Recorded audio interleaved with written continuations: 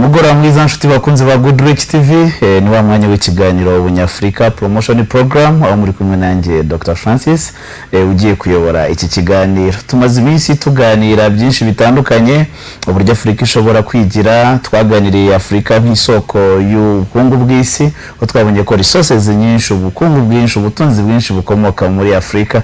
Twaganiriye kuri byinshi ku iterambere ry'umwari n'umutegarugori n'ubarashobora kugira mu iterambere rya Afrika, ndetse twarebye kuri Afrika dushaka ndetse n'urubyiruko, gutegura urubyiruko nk'ejo nk'abayobozi b'uyu munsi ndetse n'abejo hazaza. Uyu munsi rero twagiye mu buzima aho turi ku buvuzi nyafrika.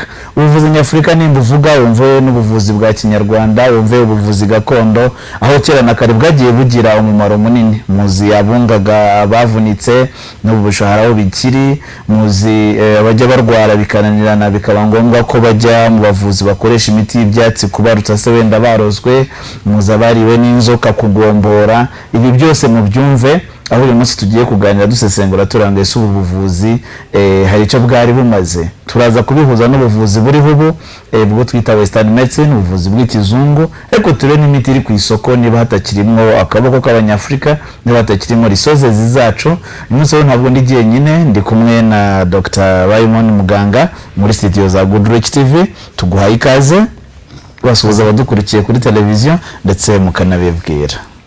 Nakoze ko mikaze. Nitwa Muganga Raymond. Nkaba nawe mushashatse mu byerekeye ibimera, imiti iva ku bimera. Nanabyigishije. Yego. Murakoze cyane.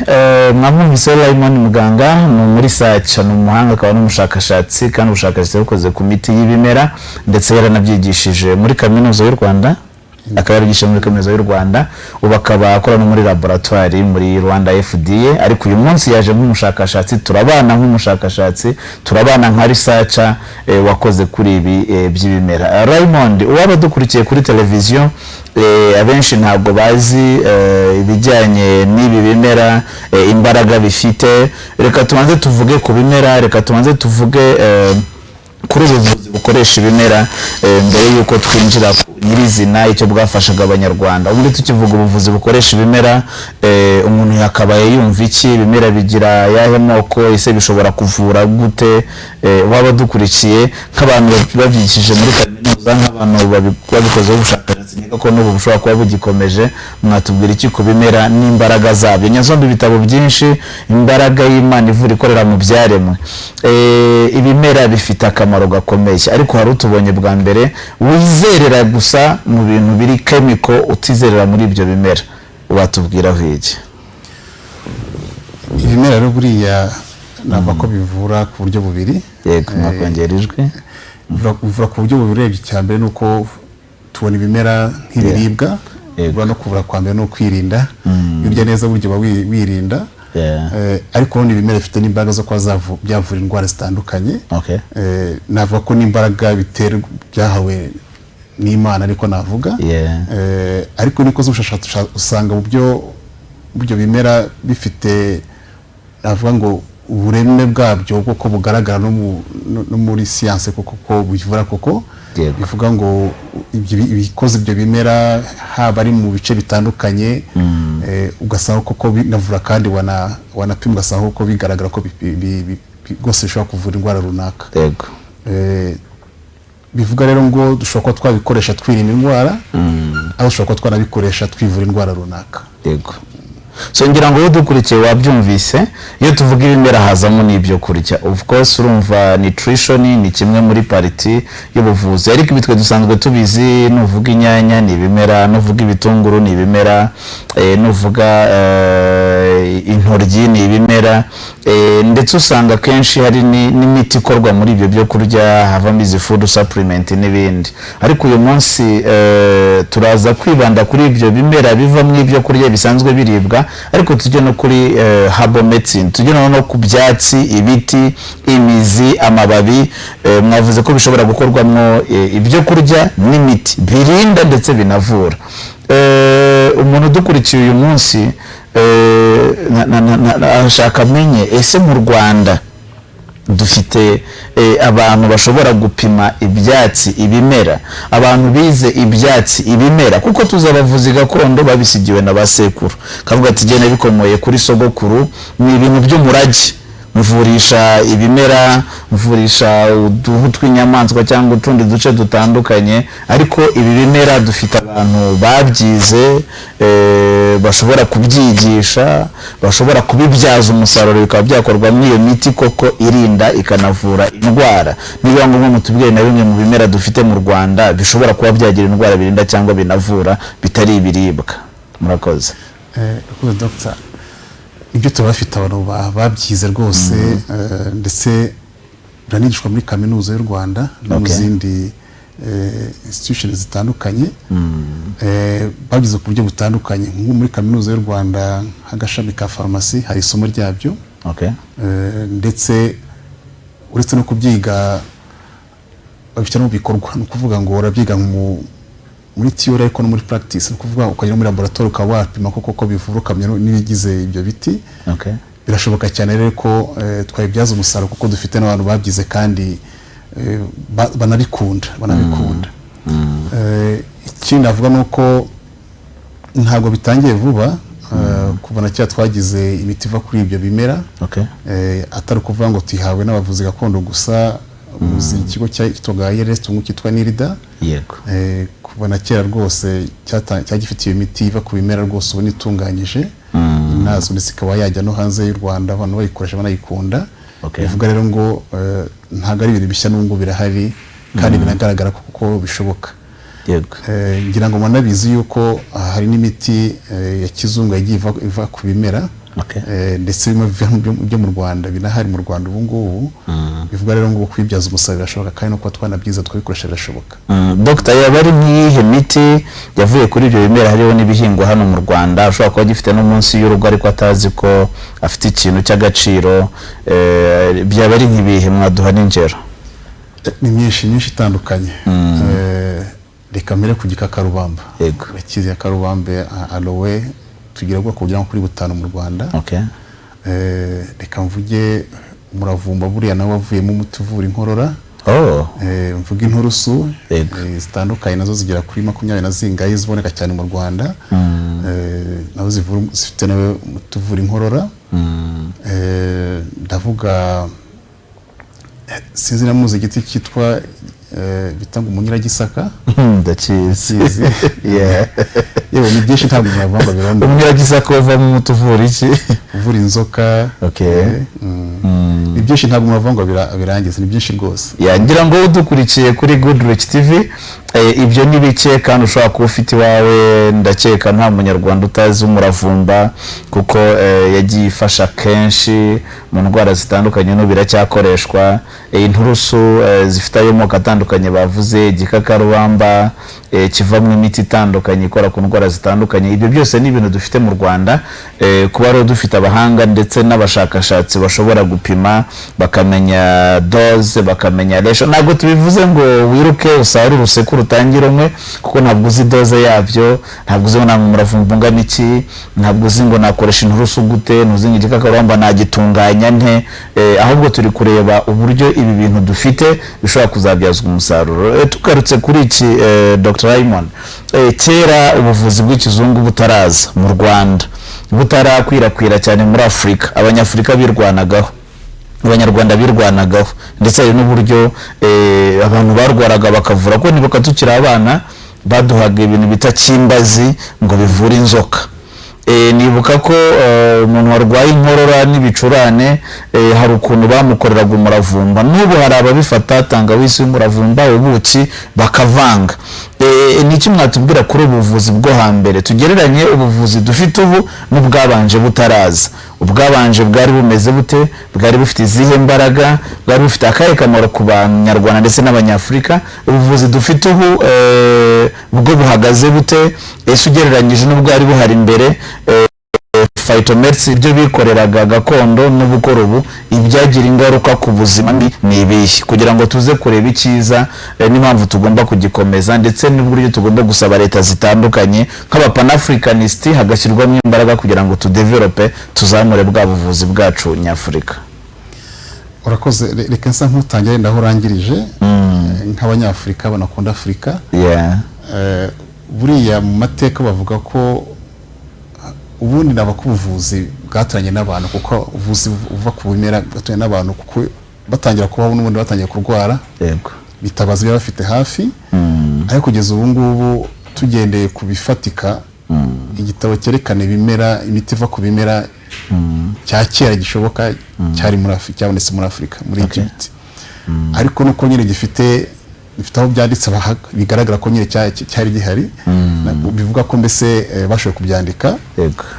N'Abanyarwanda nubwo batabyanditse muri iyo myaka yose nabo barivuraga, nabwo bwaruvuzi bwonyine bwari buhari. Navuga ko bwatanye, navuga n'umuntu niko navuga. Nyuma mu kinyejana cya 19 gitangira rero rwatangiye gusanga ushaka kugira ngo bakamure mu byandi bimera, bakuremo ikivura, noneho bakora imiti yisumbuyeho, cyangwa se gusa navuga ngo ifite cya kintu kivura gusa, cyangwa se kitayeho kurusha ibindi. Ubwo twabonye imiti twita ngo ya kizungu. Ariko ntabwo byakunze muri Afurika ngo dufate iyo gahunda natwe, kuko dufite ubushobozi bukeya, kandi niyo tubona dukoresha idufasha. Abazungu nibo cyane ubona bayishyize imbere. Hanyuma rero biza kurangira ahubwo bagaruka muri Afurika kugira ngo bafate ya miti yacu, bayikamuremo, bayikore imiti ya kizungu, bayituzanire, banatwemeza ko ari nayo ivura kurusha iyindi. Nkomaze ku cyo wavuze rero ngo ese ni iki kivura kurusha iyindi, ese ni iki kitera ibibazo kurusha iyindi. Uba nta muti utagira ikibazo atari ikibazo, byanze bikunzagira ingaruka mbi ku muti. Ariko icyo navuga ni uko buriya uko ugenda ushaka kugira ngo ukoreshe ikoranabuhanga, navuga ngo ireme ry'igiti cyangwa se kiri kimera ugihindura, nako ufite amahirwe yo kwangiza ibyiza byacyo.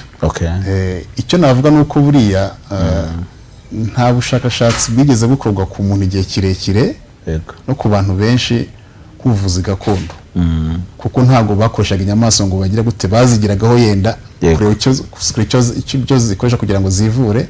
Ariko bayihaga abantu, bivuga ngo nk'imiti babona ko yica, babona ko bahiga abantu bakabona ko bitabye Imana cyangwa se bagize ikibazo bakayireka. Bivuga ngo iyo myaka yose twamaze magana n'amagana yatumye bamenya ngo imiti ivura koko ni iyi. Ariko rero habaye impinduka zitandukanye. Hari ibyahindutse nk'ibimera kubera impinduka z'ikirere n'imyaka, ugasanga ntabwo bikimeze nka mbere. Bivuga ngo ubu hari niyo twatakaje, hari ibyo twatakaje nk'amakuru, kuko bavuga ko ntabwo tuvuga ngo tubafite nka kera. Ariko icyo navuga ni uko n'ubu ngubu mu bigo biri mu nzira y'amajyambere iracyakoreshwa cyane kurusha ndetse iyindi. Icyo gusa nabo kigaragara ni uko imiti ya kizungu aho iziye ni nkaho twibagiye ibyacu, twumva yuko ibyo ari byo byiza turayibagirwa. Ariko nayo iravura kandi iranashobora, ndetse kenshi usanga ifite navuga n'ibibazo bike kuruta n'ibyo kuri iyo miti ivuye ya kizungu. So urakoze cyane Dr. Raymond. Udukurikiye ikiganiro ni Ubunyafurika, aho mugikurikira kuri Goodrich TV buri kuwa mbere isaa 2:30 kugera isaa 3:30 dufite abatumirwa batandukanye. Uyu munsi tukaba twavuze ku buvuzi nyafurika, aho twagarutse ku bimera. Tubona ko ibyo kurya bishobora kurinda indwara zitandukanye, tubona ko ibimera bishobora gukorwamo imiti yarinda indwara zitandukanye. Tubona ko kandi ko bishobora no kuvura bigakiza. Ibyo kurya ni umuti, bishobora kuvura bigakiza. Ari n'umuhanga wavuze ngo ibyo kurya byawe bigiye biba umuti wawe, kandi mu ndwara wivurishe ibyo kurya. Byumvikane ko rero tutagomba kurya kugira ngo tubeho, aho ko tutabereyeho kurya, ahubwo tugomba kurya kugira ngo tubeho, tukita ku byo tugiye kurya, tukareba n'icyo biri bumarire imibiri yacu. Nkuko twakomeje tuganira rero n'umutumirwa wacu uyu munsi w'umushakashatsi mu bijyanye n'iyi miti gakondo, iyi miti y'ibimera, ndetse wabyigishije no muri kaminuza.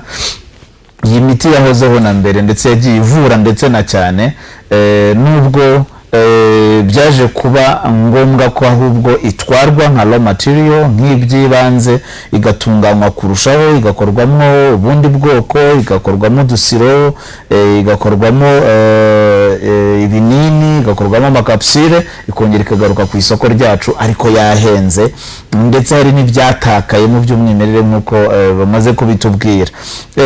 Ngira ngo rero turaza kugenda dukomeza tuganira n'umutumirwa tunareba n'icyakorwa, cyane ko iki kiganiro gikurikirwa n'abanyarwanda benshi, ko gikurikirwa n'ibihugu bitandukanye nk'igice kimwe cya Kongo, igice cy'u Burundi ndetse n'igice cya Tanzania na Uganda bakurikiye iki kiganiro, kandi abenshi bumva ururimi dukoresha.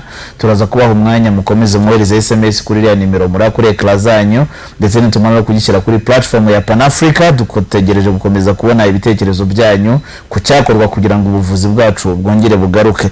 Ndaza kugaruka n'ubundi ku mushakashatsi Dr. Raymond. Mu Rwanda deja ubu yigiye kureba imiti dufite, amafarumasi arimo imiti y'ikizungu kandi yose niko navuga, ugasanga imiti gakondo yacu ntabwo iteye imbere, nta n'amafarumasi ifite ibamo. Ngira ngo n'ibiti birajyanwa bigakorwa muri iyo miti ariko bikagaruka hatariho byibura ko ari na made in Rwanda cyangwa ko inkomoko y'ibyo biti yavuye mu Rwanda. Ariko iyo ugiye mu bindi bihugu ku yindi migabane, natanga urugero nko mu Bushinwa, bafite TCM, Traditional Chinese Medicine. Ubuvuzi bwabo barabupromotinze babuteza imbere, ndetse usanga ahubwo ibindi bihugu bikoresha iyo miti rwose gakondo y'Abashinwa, aho usanga byigwa muri za university bakigisha phytomedicine nk'isomo. Ubu mu Rwanda ashobora kuba wenda biga pharmacy, hari amasomo mu bakuri iyo miti, ariko ntibyigwe nkabyo ubwabyo ngo usanga umuntu afite bachelor's degree, masters muri iryo somo. Nabo dufite mu Rwanda usanga barabyize hanze, ariko igiye kureba Ubushinwa bwa promotinze rwose ibyabo ku buryo hirya no hino ku isi biri gukoreshwa. Tujye mu Buhinde naho nuko bafite Ayurveda medicine, usanga muri universite zo mu Buhinde bigisha Ayurveda, bigisha phytomedicine, bigisha imizi, amababi, indabo, ibiti, uburyo bivura, ndetse bamara kubyiga bakajya no gushinga inganda zibikoramo imiti. Yaba mu Buhinde yaba mu Bushinwa, nagerageje kuhasura hose, inganda narazibonye. Mu Buhinde nasuye uruganda ruri Chennai rwa Professor Dr. Rajendran rukora imiti myinshi, na hano mu Rwanda irahari, no muri Afurika irahari, no muri Covid hari imiti yashyize ku isoko n'abaproved irakora, ariko byose ni ibyatsi. Ese nk'Abanyarwanda twakora iki? Nk'Abanyafurika twakora iki? Hakorwa iki kugira ngo natwe iyi miti yacu itezwe imbere? Ese ikibazo kiri ku bashakashatsi, ikibazo kiri ku bushobozi kubaka izo nganda zibitunganya? None se ko hari izindi nganda ziri kandi zikora ibintu bikomeye kuruta ibyo zinahenze, kandi ziri muri Afurika, ziri no mu Rwanda? Ikibazo se kiri kuri policy makers, amaministeri atabyumva cyangwa izindi nzego zifata ibyemezo? Mubona nkamwe bipfira he kugira ngo iyi miti muzi mwigisha no muri kaminuza mumaze kuba benshi kandi hano mu Rwanda mufite ubushobozi kuri ibyo, idatera imbere, itaba promoted? Mubona bipfira he kandi mubona hakorwa iki? Murakoze. Urakoze icyo kibazo umbajije. Reka twogitana ba mwana ngo ni bande badakora ibikwiye kugira ngo itere imbere, ariko icyo navuga nuko wese afite uruhare kugira ngo itere imbere. Ari gihe murashaka kumva yuko kugira ngo imiti itere imbere bizasaba umunyapolitike runaka se, umuterankunga se, cyangwa se umushoramari runaka se, ariko buriya wese afite uruhare. Reka mbaze mpere ku cyoroshye. Ubuvuzi buturuka ku bimera buriya tubuvana ku miti, ku buvuzi gakondo. Yego. Ni umuco wacu. Yego. Ese turawemera ubwo? Twemera ko ari ibyacu, ko ari umuco wacu, ko ari umutungo wacu. Yego. Kuko navuga ko Abanyarwanda hafi ya bose bahuye n'iyo miti. Hafi ya bose bahuye n'iyo miti. N'abatoye nayo ko rwose barayumvise. Cyangwa se bafite n'amateka cyangwa se amakuru yuko ivura. Yego. Bivuga ngo icyambere no kuyimenya. Yego. No kuyimenya no kuyikora no kwiyemera, ariko no kwirwanaho, kuko ubu ngubu usanga ejo bundi abo basoromaga igikakarubamba se cyangwa se umuravumba, ejo bundi basanga bashyize mutarumirwa sinzi cyangwa se bahashyize ni gutyo, ugasanga ntabwo ukihabona. Yego. Ugasanga umuvuzi gakondo cyangwa se ufite amakuru kuri ibyo ngibyo, ariko nta mwana wuza aya makuru. Yego. Cyangwa se ntabwo nawe wabyanditse. Bivuga iki rero? Icyambere no kubanza kumenya iyo miti yacu. Tukamenya ko ari umutungo wacu, tukamenya ko ari umuco wacu. kujya ntabwo wamenya n'ibyo abantu utazi ibyawe. Yego. Noneho rero ikindi nuko buriya unarebye muri rusange dufite ikibazo rusange na muri Afurika. Ni no kubanza kureba iyo miti ujya ngo iteze imbere wahera kuyihe ko ntabwo bikora icyarimwe. Yego. Buriya navuga ko harimo nk'ibyiciro bigera kuri bitatu. Hari imiti dusanga na henshi hatandukanye akoze ku bushakashatsi bwose ubona yuko yageze no ku muti. Yego. Ubu navuga ngo uri moderne umuti wa kizungu ko navuga uvuye ku bimera. Yego. Kandi usanga ko nyine yaturutse mu Rwanda, ibimera byayiturutseho biri mu Rwanda. Bivuga ngo icyo gusaba bakora icyo gihe ntabwo kinagoreye cyane no kubanza kureba ngo ese ngo uwo nguwo bakozemo no mu Rwanda yenda navuga ngo niba nabyo tubukare cyangwa se ibirimo bingana gute kuko ubundi kuba ivura kubitandura itanduza cyangwa ibibazo byo babizwi. Yego. Navuga nk'ikiciro cya mbere. Hari ikiciro cya kabiri ushobora kubonamo nk'imiti ubona igisaba ubushakashatsi. Yego. Ariko budahambaye. Yego. Kuko nabwo aya makuru tuyaziho kandi urumva ko tuyisanga hose ntabwo burya imiti iva ku bimera akwimera muri rusange ntabwo bigira umupaka. Yego. Niyo usanga hirya no hino muri Afurika hose tubihasanga bitandukanye. Yego. Hari n'ibisanga mu Rwanda no muri Afurika y'Epfo bihari. Yego. Iyo rero ni igice cya kabiri cyasaba ubundi bushakashatsi budakabije niko budakomeye niko navuga. Yego. Ariko icya gatatu nanone ni ya miti usanga noneho yo itazwi cyane. Gusa kuyiga cyane umva ko yo ishobora gufata umwanya. Ariko nawe ifiteho amakuru. Yego. Ubwo rero kubanje kumenya ngo iyo miti niye naheraho. Niye navuga ngo ifite ibibazo bike naheraho kwiteza imbere biroroha. Kuko ntabwo ushobora gukora ibyo buriya. Kugenda buri navuga ngo uteye intambwe ku yindi. Yego. Iki navuga nuko rero no kumenya ngo dufite ubuhe bushobozi kugira twiteze imbere. Yego. Dukeneye iki dufite iki. Noneho hakaba gahunda rero. Yego. Hakaba gahunda buri maze kumenya uko uhagaze umenya icyo ushaka kuzakigeraho n'usaba abona ahera. Yego. Ariko ari byibanze ubona bikigora. Naho kubyerekeye bya politike byo ntabwo byatembere cyane ariko dufite umurongo ubu ngubu uzi ko ari polisi irahari. Ndetse ejo bundi niba bitazatinana n'iteko rizaza kubyerekeye iyo miti. Ndetse hajyeho n'urugaga bivuga ngo kubyerekeye amategeko n'ibijyana byo biri kuri gahunda. Ariko nanone ku bushakashatsi haramaze kubya nko babivuze batari bakeya. Hari na laboratoire Butare ubona yatangiye gupima iby'ibanze. Ubona ko yakwifashishwa. Bivuga ngo ntabwo twatangira ku busa ahubwo se ni uburyo tubiha gahunda. Nicyo navuga wese afite uruhare rwe ku ruhande rwe. Ariko ibyiza ko tugenda duteye intambwe ku yindi kandi tukurigana kuri gahunda tukagira n'umurongo tugenderaho. Atari kuvuga ngo ubushakashatsi ngo mu ngoni yanjye nakoze hehe ugasanga ntabwo duhuriza kudafite umurongo tugenderaho cyangwa se plan runaka. Urakoze cyane ngira ngo dukurikiye mu kiganiro niba wabyumvise neza yahereye ku ruhare rw'umuturage wowe dukurikiye. Yego umuturage ku isonga hano muri leta yacu. Uruhare rw'umuturage rero kugira ngo ubuvuzi nyafurika ubuvuzi bwa kinyarwanda butere imbere n'uruhe kubanza kwemera koko ko ubuvuzi bwacu bugomba gutera imbere kuko iyi miti ni ikorwa ariko ntuyigura kugira ngo ngenda gura uturutse muri Amerika ngenda gura uwi Burayi bivuze ngo ya miti za buri soko kuko utakunze iby'iwanyu. Nituvuga made in Rwanda rero twe kuyireba cyangwa tuyikunde mu myambarire gusa ahubwo made in Rwanda nitugira no mu miti yacu tuyikunde kugira ngo iyi miti nibigeze ku isoko tuba ba mbere mu bayikoresha no kuyikangurira abandi tuvuga ngo imiti yacu ya kinyarwanda yakorewe iwacu yakorewe muri Afurika yizewe itarimo byinshi bishobora kwangiza imibiri mu biyirinda kugaga mu byongeyemo ngo ihindura amabara ikaza ari umwimerere.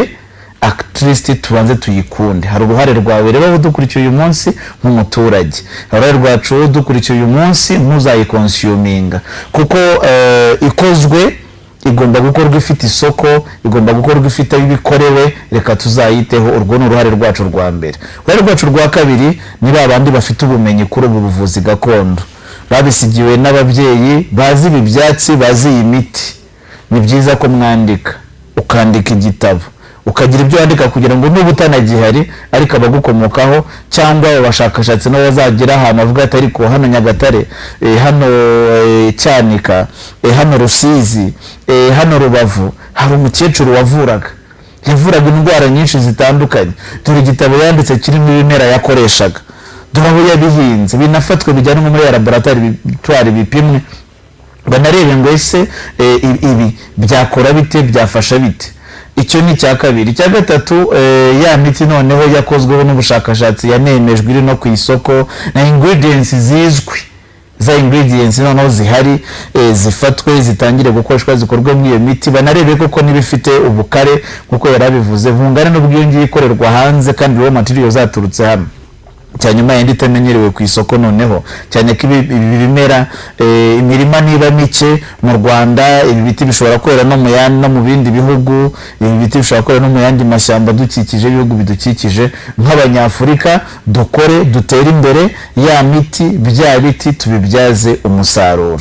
Yatubwiye neza ko polisi iri gukorwa, niba rero hagiye gusohoka itegeko rigenga ubu buvuzi, bivuze ngo nicyo giye kugira ngo ubuvuzi bwacu bwa Kinyarwanda, ubuvuzi bwacu bw'Umunyafurika butera imbere. Niba hagiye kujyaho urugaga rw'abo bavuzi, nicyo gihe kugira ngo wowe ufite uyu mwuguzi tubamenere ibanga ko urugaga rutazareba babyize muri za universite gusa, ngo wenda tuvuge ngo urugaga ni rw'aba Dr. Raymond b'abashakashatsi, urugaga rw'abantu bavuye hano bakajya kwiga n'utaragiye mu ishuri ariko afite icyazi kuri ubuvuzi gakondo. Gusa hazabaho kujonjora bareba babizi koko, ndetse hariho no kwiyandikisha, ndetse hariho no kuzana ibyangombwa bituruka hasi ko handi bakuzi ku isi bo ku mudugudu, bavuga ati nibyo koko uyu muntu turamuzi, sekuru yaravuraga na se yaravuraga nawe aravura, hari n'abo yakijije, n'ubuhamya buzagaragara. Ngo nicyo gihe rero kugira ngo abiyitirira ibi wenda batabizi ari ugushaka amaramuko bo babivuyemo, ariko ababizi ubu bumenyi bwe gutakara, bya byatsi uvangavanga, bya byatsi usekura, ya miti utunganya ifatwe ijyanwe muri laboratoire irahari i Butare, bikorweho ubushakashatsi bakongeremo ubwenge, avuga ati umuti wawe turabona ari wo ariko urabura mwiki, umuti wawe turabona ari wo wanavura ariko ushobora kuvura icyo ugatera n'iki, uyu muti wawe nibyo uravura ariko ukeneye n'ikintu kiwurinda ngo ube wamara umwaka utari wapfa. Ushobora pana kuba ngo ntibawukoresha ako kanya, warindwa gutya ukapreventingwa. Gira ngo rero ahangaha bigiye gutanga akazi, bizatanga akazi ku Banyarwanda, bizatanga akazi ku Banyafurika, ndetse bizinjiza n'ubukungu mu gihugu cyacu, kuko tuzaba dutangiye noneho kugaragaza ko no mu buvuzi dushobora kwigira. Dr. Raymond, u Rwanda hari byinshi twagezeho bijyanye n'ubuvuzi. Narimo nsoma amakuru mu minsi ishize ko hari n'inkingo zigiye gutangira gukorerwa mu Rwanda. Hari abadukurikira adafite ayo makuru, azi ko imiti yose ituruka hanze, azi ko mu Rwanda nta muti uhakorerwa. Ese haba hari imiti isanzwe ikorerwa mu Rwanda? Ese haba hari ibijyanye n'izi nkingo zigiye gukorerwa mu Rwanda? Dufite ibigo byinshi bishinzwe gupima no kureba ubuziranenge bw'ibyinjiye. Ese ni biturutse hanze gusa cyangwa mu Rwanda haba hari n'ibihakorerwa? Ibyo kurya byo turabizi hari ibihakorerwa, ariko ibyo kurya bivura food supplement ntabwo nzi niba haba hari byatangiye gukorerwa mu Rwanda. Iyi miti yaba y'ikizungu nyite gutyo cyangwa iya Kinyarwanda, izi nkingo zikingira nyine zirinda indwara, Abanyarwanda bakeneye kuba updated bakamenya ngo bari kwevuriwa, bari kwerekeza umwanya n'uwanyu. Murakoze. Ntaho twasigaye inyuma mu Rwanda, twazana amahirwe ko baturebera hari gahunda bakurikira kandi nziza byerekeye imiti no kubayikoraho, navuga ngo uburyo bigezweho. Ibyo ndavuga cyane cyane inkingo. Mu Rwanda tuzatangira gukorwa imiti mu Rwanda, ifite tekinoloji ya biotechnology iri navuga ngo igezweho, ndetse ubona yuko rwose n'ejo hazaza h'inkingo muri make. Kuba rero turi nk'igihugu nk'u Rwanda, igihugu cya Afurika gifashe iya mbere kugira ngo utangire, kuko mwabimenya yuko ibyo bita ngo container hambere hageze, ndetse na benshi batangiye kubyigaho babizi na ku buryo nta shita tuzayibona kandi zadufasha mu nkingo. Inkingo zaba zigezweho rero ku ndwara zitandukanye, byasohotse mu binyamakuru, inkingo za malaria, HIV, tuberculosis n'izindi zizaziraho.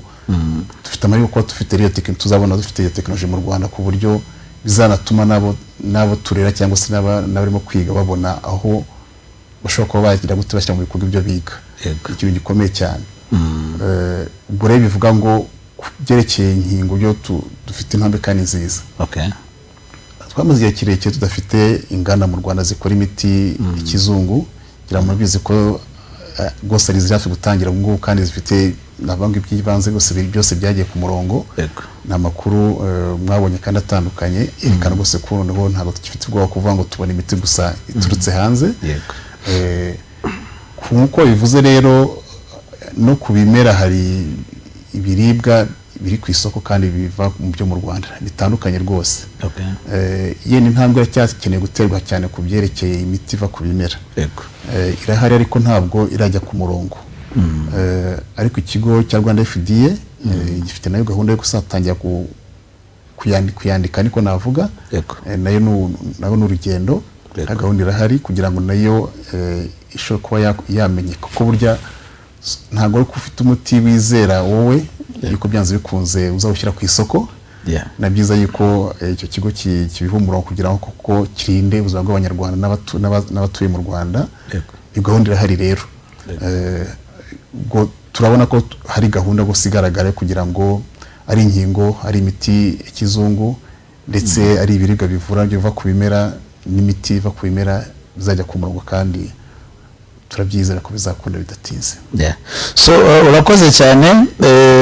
Nkeka ko aha n'uruhare rw'abashoramari rugomba gutangira kugaragara, kuko niba inkingo zigiye gutangira gukorerwa mu Rwanda, tukaba dufite ikigo nka Rwanda FDA gishinzwe kuregulatinga no kwandika iyo miti no gukora inspection no kureba izo nganda no kureba ibyo zakabaye zujuje ko zitangire gukora. Nkeka ko abashoramari nabo bakabaye bahaguruka. Nk'aba Pan-Africanist tukaba turi gukangurira abashoramari b'Abanyarwanda, abashoramari bo hanze ariko bakeneye gushora imari mu Rwanda, ku iyi sector nayo mwayibuka ijyanye n'ubuvuzi nyafrika, ijyanye n'ubuvuzi gakondo, ijyanye n'ubuvuzi bwa Kinyarwanda, ijyanye na phytomedicine. Kumva ko nayo ikenewe gushoramo imari, yaba kubaka izo nganda zizaba zitunganya iyo miti, yaba kubaka inganda zitunganya ibiribwa ariko bivura, ibyo bita human health food cyangwa se food supplement. Ntitujye dukomeza kubena biturutse hanze gusa. Nahanyuriro guhaguruka mu gashora imari iyo industry gitangira, iyo ikintu kikiri gishya, abashoyemo imari baba bakiri bake kandi barunguka cyane. Nk'Abanyarwanda rero dushobora kubitangira ugasanga dutangiye no gusupplying ibindi bihugu bitwegereye, ugasanga dufite amasoko menshi atuzengurutse, kuko indwara zo zihoraho, indwara ntizizashira, ibyorezo bivuka buri munsi. Nshishikariza abashoramari mukurikiye iki kiganiro ko mwakabaye mufatiye mbere mugashora imari muri iyi sector, muri iyi area, muri iyi domaine. Simubona ngo muri byo mwize, ariko abashakashatsi barahari babafasha, nk'aba Dr. Raymond ndetse n'abandi babakorera ama etude, babamenyera ibyatsi bivamo imiti, babamenyera ibintu bitandukanye. Technologies zirahari hirya no hino ku isi, natujye gutangira gukorera inkingo hano mu Rwanda kandi ziri kuri level nziza za zikoresheje biotechnology. Bivuze ngo turi kwerekeza heza kandi cyane. Dr. Raymond, harabagiye bohereza ubutumwa babaza ibibazo bitandukanye, turaza gusoma bike muri byo, ntago tubisoma byose. Ariko yabajije ngo ndi Nyagatare, yitwa Nahimana, mumbarize Dr. Raymond, ese imiti ya Kinyarwanda ishobora kuvura, yavuze ngo inzoka n'ibicurane bigakira burundu? Ngira ngo ikinange nakimusubiza ni yego, ariko reka tuba mwanya mu musubize. Ngo hari imiti ya Kinyarwanda ishobora kuvura inzoka n'ibicurane bigakira burundu? Mwamusubiza kugira ngo anyurwe kuko nimwe yabajije. Murakoze. Ibyo nava ko inzoka n'indwara zifite imiti ivura itandukanye ya Kinyarwanda, ariko none inzoka z'ubwoko bwinshi butandukanye n'imiti yivurira atandukanye. Birashoboka bitewe n'indwara iyo ariyo, yego inzoka yari niko navuga ariko nahigeze nanone ko ari igihe gyo usanga bigoranye naho ibicurane buriya byo ni ikimenyetso ntabwo ari indwara ubwo no kuvuga ngo ufite ibicurane gufite ikintu kibigutera byakana byiza yuko umenye icyo kibigutera kugira ngo kivure ariko n'ibicurane dufite imiti ikinyarwanda yivura koko si nk'indwara ariko ni ikimenyetso cy'uburwayi runaka irahari itandukanye twari tuvuga umuravumba irahari itandukanye rwose ni nturusu n'ubuki erega buriya n'ibitunguru biravura nabyo Dr. Raymond mwatubwiye ku nkingo ariko hari udukurikiye wakwibaza hagiye gukorerwa mu Rwanda inkingo za malaria hagiye gukorerwa mu Rwanda inkingo za HIV hagiye gukorerwa mu Rwanda inkingo za tuberculosis TB gituntu ese umuntu wakoresheje uru rukingo ntago azarwara malaria mu buno muruma ese umuntu wakingiwe TB ntago azarwara igituntu ese umuntu wakingiwe HIV bivuze ngo ntabwo azayandura so abantu bose bakenera gusobanukirwa n'izi nkingo nicyo zizafasha mu mibiri y'abantu ndetse n'uburyo zizabarinda izi ndwara zihangayikishije izo nkingo uretse kuba zifite umwihariko ya tekinoloji igezweho ariko inkingo nk'izindi nkingo bivuga ngo birinda umubiri umubiri gute ni ukuvuga ngo utuma umubiri wongeramo imbaraga cyangwa se ubudahangarwa kugira ngo urwanye indwara runaka ni byiza ko tuyifitira hafi mu Rwanda utanavuga ngo ndategereza bituruka hanze ishobora no kuzahenduka kubera ko izabiri iwacu n'ubundi murabizi nyine turutse nyine byiza ko tuba tuyifite iwacu koko ntabwo rero ari ikibazo kuba tuzaba tuyifite mu Rwanda ubwo ni n'amahirwe kuri twebwe kandi burya mu kuvura cyane no kwirinda kwirinda kuvuga ngo niba umubu urakuruma nyine urakuruma kubera icyo kuruma ku buryo butakugira ngo nawe ubone icyo kurya niko nabona amaraso ubundi ariko ushobora gusigamo iyo malaria nta gakoko nyine gatera malaria ariko kagira mu bigasanga wirinze ufite udahangarwa ntacyo malaria izagukoraho nkuko twabibonye urugero rwiza ni rya covid yangije abantu batandukanye mu bihugu bitandukanye ariko mu Rwanda ntabwo yadukubise hasi ko benshi babikekaga kuko habaye gukingira n'urugero naba rwa hafi ariko kenshi bigaragara no kuzina inkingo rwose ko zifasha ntabwo bizabuza yuko ushobora kugira ibimenyetso byo gusa nk'urwaye ariko ntabwo bizakubita hasi nk'umuntu utafashe urukingo bivuga rero ngo uzaba ufite imbaraga zo kugira ngo ugire ubudahangarwa buri hejuru ku ndwara runaka bityo nturware ni ikintu gikomeye rero mu kuvura kwirinda ikindi kintu gikomeye kwirinda kurusha ibindi so udukurikiye ngira ngo urabizi hari imigani y'abanyarwanda ivuga ngo kwirinda biruta kwivuza kwirinda ni byiza kuko biruta kwivuza ngira ngo biranahendutse kuko iyo wirinda ukoresha make ariko iyo wamaze kuremba warwaye ukoresha menshi bikaba byatuma ushobora no kuhatakariza ubuzima ikindi nakwibutsa abanyarwanda badukurikiye kuri televiziyo nuko umuntu wamaze kurwara akajya kwa muganga bakamuvura nubwo ukira ariko usigara wangiritse ni nka kwa kundi pine y'imodoka yatoboka bakayiteramo ibiraka kwa kundi inzu yashya bakongera bakayitera amarangi ariko haba hari kwangirika ushoboye kwirinda rero nturware ngo ujye mu bitaro uzahare uba wirinze kurenza uko warwara umubiri ugasenyuka bakongera bagaterateranya bakabaga bagasanasana kwirinda ni ingenzi mu buryo bwo kwirinda rero ni bwinshi harimo gukora siporo harimo kurya neza harimo kuruhuka bihagije ukibuka no kujya kwa muganga muri controle kuko abantu benshi bajyana y'ibinyabiziga muri za vidange ariko ntibibuke ku buzima bwabo ariko kwirinda ni ingenzi mu nzira zose zitandukanye zatuma utarwara uyu munsi twaganiriye ku buvuzi nyafrika ku buvuzi bwa kinyarwanda ku buvuzi gakondo uburyo kera bwakoreshwaga uburyo bwaje kuba nk'ubuteshwa agaciro ariko bikozwe n'abadukoronije ku bw'inyungu bari bafite ahubwo bakajya batwara ya miti yacu bakajya kuyitunganya no kuyishyira muri twambaraje twiza bakayigarura iduhenze ariko twabonye ko n'ubundi mu Rwanda ubu twongeye twademaye cyane ko yaba izi nkingo yaba iyi miti izagikorwa pourcentage nini bizajya bituruka n'ubundi mu bimera Dr. Raymond tugana ku musozo ubu hari imiti myinshi iri mu Rwanda iri muri Afrika western medicine y'ikizungu, ni ibinini, ni za capsule, ni inshinge na masilo, ni na serum. Ese mugereranyije ibyinshi biva muri za chemicals, ibyinshi biva mu bimera, he n'abakeneye kumenya ubundi imiti iva mu ki? Abantu bakeneye kumenya imiti iva mu ki? Hari iva mu ma produits chimiques, hari iva mu bimera se, hari iva mu mazi se, hanyuma ibimera bya bigiramo uruhare runini, kuko ni imiti abantu birirwa bakoresha, abaza aho ituruka navuga ngo ni bakeya.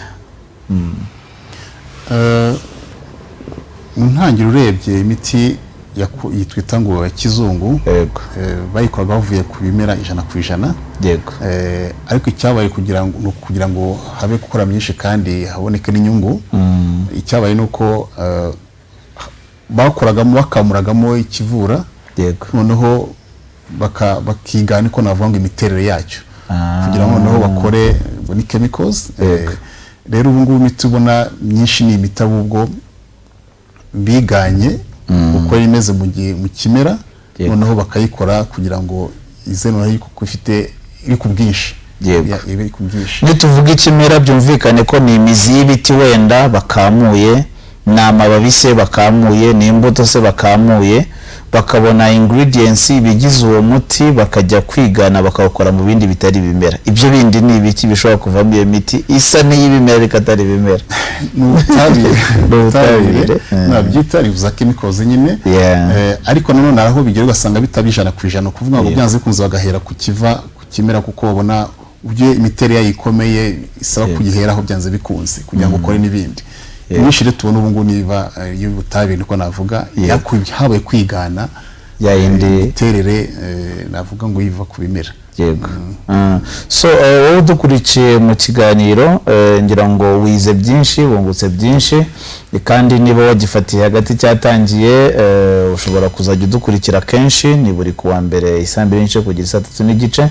Dufite abatumirwa batandukanye, ndetse tuzasaba na Dr. Raymond agaruke, yaba hano yaba no ku zindi televiziyo dukorana nazo nka BTN, Isango Star, Hope Vision Radio ndetse na RBA. So ntabwo ari uyu munsi gusoro mukuri iki kiganiro, mwazakurikira n'ibindi biganiro, ndetse akazatumirwa n'andi kugira ngo dukomeze tuganire no ku zindi ngingo zitandukanye. W'ikiganiro cyacitse cyangwa ugifatiye hagati, waza no kukireba kuri YouTube channel ya Pan African Movement, mukanya kiraba kiriho cyose kirambuye, ndetse no ku ya Goodreach Television. Raymond, dusoza watubwiye uruhare rw'abaturage, watubwiye icyo leta, ibyo government yakoze mu Rwanda biranashimishije, mpamya ko hari intambwe rindi tumaze gutera uti ibindi bihugu bya Afrika. Nkeka ko hari n'ibizajya biza kutwigira nk'uko dusanzwe bitwigiraho no mu bindi bintu bitandukanye. Watubwiye n'uruhare aba bafite ubwo bumenyi ku miti gakondo bakaba bagira, harimo kubyandika, harimo kubiganiriza abandi kugira ngo uwo murage uzasigare bishobore no gufasha.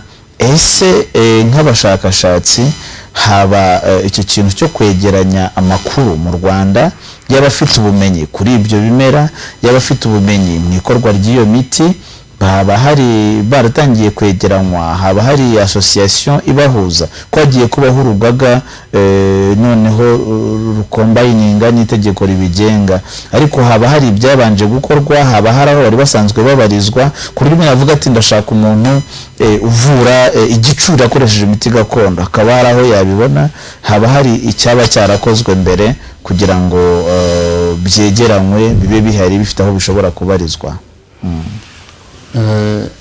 Muzi neza ko abavuzi gakondo bafite za association zitandukanye, hari ya Ga Network n'izindi zitandukanye, ariko bashyize hamwe ku ruhande rwabo.